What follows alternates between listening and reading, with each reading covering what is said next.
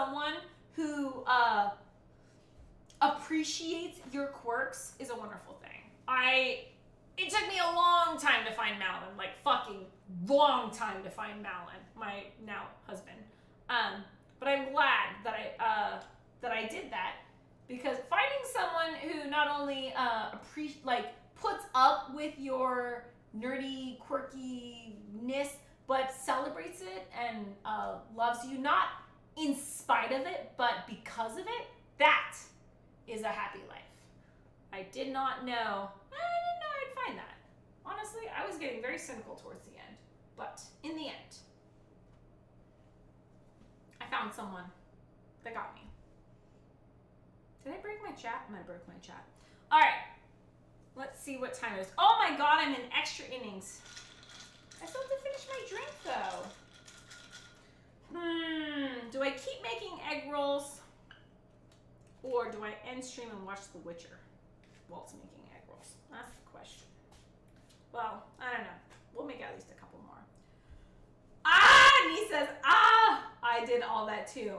But I was the only one in my family that did. Mom showed up a few times at first, when the only part of the new hobby that she understood from my description was that we went out to the park and beat people with sticks. That's the only part that I really frustrates me, or not frustrates, that's not the right word. The only part that's kind of disheartening was that of all the nerdy things I introduced Malin to, the only one that didn't stick was Renaissance fairs and SEA. Like, the dude is fucking Viking. He's Swedish. He comes from Viking heritage. He is built like a Viking.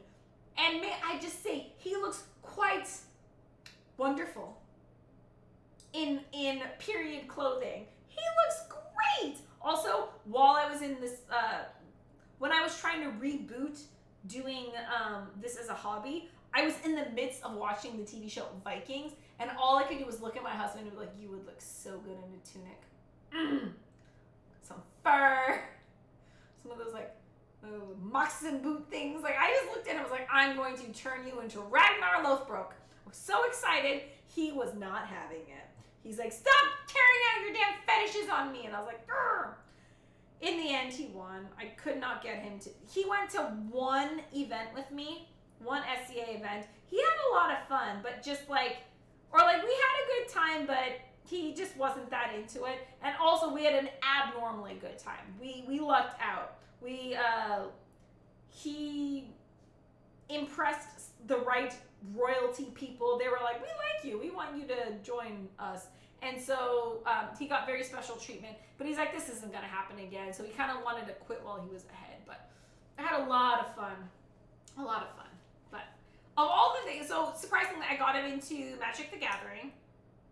And he is now better at MTG than I am. Like, not a little bit, like hella better than me. He can destroy me in MTG. And pretty much anyone else as well, for the most part. Maybe not Frank. Frank's better than him. But I'm the one who taught him how to play Magic the Gathering. I taught him the initial rules. I'm so terrible compared to him. Yeah, and then D&D, which is a funny thing. I actually did D&D growing up as a little girl, and I used to be a dungeon master for kids on the autism spectrum, legit on my resume. And now he does D&D more often than I do. I don't know. I think it's a good match. I introduce him to things, and then he does it better than me. Hashtag marriage. These egg rolls are looking good. I don't think we're going to get anywhere near 30 out of these. Like, we're going to be lucky if we get 15. These aren't even girthy egg rolls.